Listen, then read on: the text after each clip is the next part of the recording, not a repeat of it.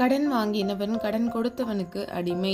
நீதிமொழிகள் 22வது அதிகாரம் 27வது வசனம். அன்பின் பிதாவே, அப்பா, எமது கரத்தில் ஒப்பு கொடுக்கிறோம். எங்களிடத்தில் அநேக குற்றங்கள் குறைகள் உண்டப்பா, தயவாய் மன்னிங்க. இந்த கடன் என்ற சிறையிருப்பிலிருந்து உங்களுடைய பிள்ளைகளுக்கு ஒரு விடுதலையை இயேசுவின் நாமத்தினால் கட்டளையிடுங்கப்பா. குமாரன் விடுதலையாக்கினால் மெய்யாகவே விடுதலை ஆவீர்கள் என்று வேதம் சொல்லுகிறது.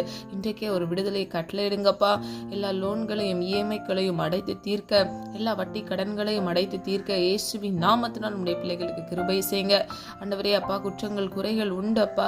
சத்ருவின் தந்திரங்கள் நிமித்தமாக இந்த கடன் என்ற சிறையிருப்பில் சிக்கி தவிக்கிற உடைய பிள்ளைகளுக்கு இன்றைக்கே இப்பொழுது இயேசுவின் நாமத்தினால் ஒரு விடுதலையை கட்டளையிடுங்க தகப்பனே.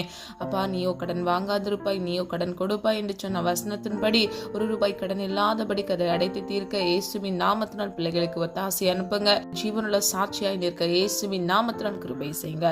ஆசீர்வதிங்க, பாதுகாத்துக் கொள்ளுங்க. இயேசுவின் மூலம் ஜெபிக்கிறோம் பிதாவே, ஆமீன்.